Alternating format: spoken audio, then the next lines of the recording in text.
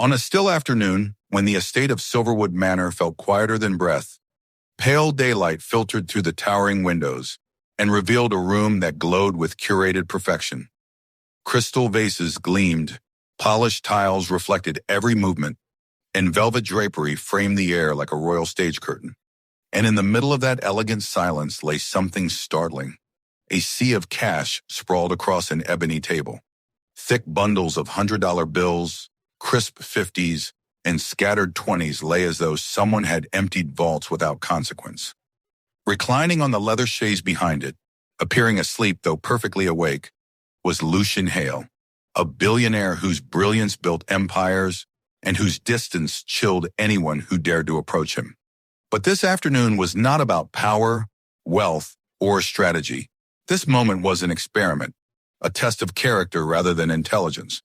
And what Lucian was about to witness would unravel something inside him he had long considered untouchable. Before the moment unfolds, if you believe in kindness and second chances, please like, comment, share, and subscribe to Kindness Loom. That morning, Lucian overheard two board members speaking casually yet arrogantly about how people who struggle financially would always choose the fastest path to money. Their words unsettled him, not because he agreed, but because he could not fully deny it. Curiosity, skepticism, and a strange need for proof began to form into something he could not ignore. And so he devised this: leave more money than most would ever see in a lifetime sitting in plain sight, then pretend to rest. Not to ensnare executives or his staff, he wanted to observe one person alone: a child. A little girl named Rhea Sinclair. She was no older than 7, slight in height, with soft cheeks and a tiredness behind her eyes beyond her years. Her clothes were mended repeatedly, threads crossing over each other with such care that the patches looked like part of the original fabric. Her mother Mara served as a housekeeper, responsible for maintaining rooms that shone brighter than her life ever had. Rhea spent most days silent, tucked into corners of grand spaces not designed for children like her. Lucian had studied her presence quietly for months. She never asked, never complained, never even stared longingly at what others possessed.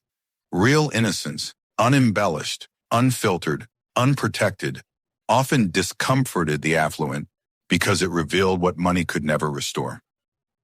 That afternoon, Mara stepped outside with linens and left her daughter in the drawing room alone. Lucian loosened his tie, leaned back, and closed his eyes. Not to rest, but to wait. He expected sound, shuffling feet, a gasp, or perhaps the soft patter of childish steps toward temptation. But instead, silence. Rhea noticed the money immediately. Her breathing paused, her eyes widened. Not excited, not hungry, but frightened. She stepped closer. Her small fingers trembled as they hovered above one crisp note. Lucian could hear her hesitation beneath the stillness, a tension that warmed the air. She lifted a single $100 bill. The moment crystallized. Lucian's chest tightened. She could take it. She could hide it beneath her sweater. She could change her life in seconds. But she didn't. She laid the bill back on the table gently, smoothing its creases as though restoring dignity to what she nearly disturbed. Her lips trembled in a whisper he could not fully hear. Something soft, something heavy, and then something stunning happened. She reached behind her head, unfastened a small ribbon clip woven with fading pink embroidery, something clearly handmade and deeply loved, and she placed it on top of the stacks of money, like a trade, like repayment, like her promise stamped into physical form. Her voice was hardly audible, but Lucian heard fragments. Honesty, mother, never steal. She wished she could get her mother medicine. She wished she could buy new shoes before winter, a warmer blanket. But not stolen. Never stolen. Lucian forced his eyes to stay closed even as something unfamiliar pressed at the back of them.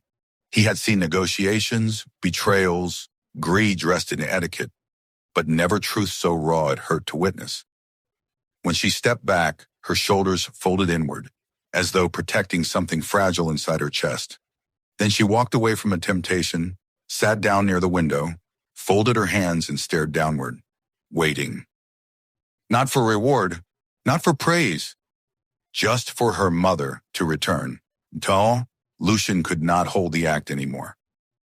He sat upright. Sunlight made the pile of money look meaningless. It illuminated one item alone, the ribbon clip, worn and faded, yet priceless in what it represented. He rose, walked toward her with quiet steps. She startled, assuming she had committed offense. Tears braced behind her gaze.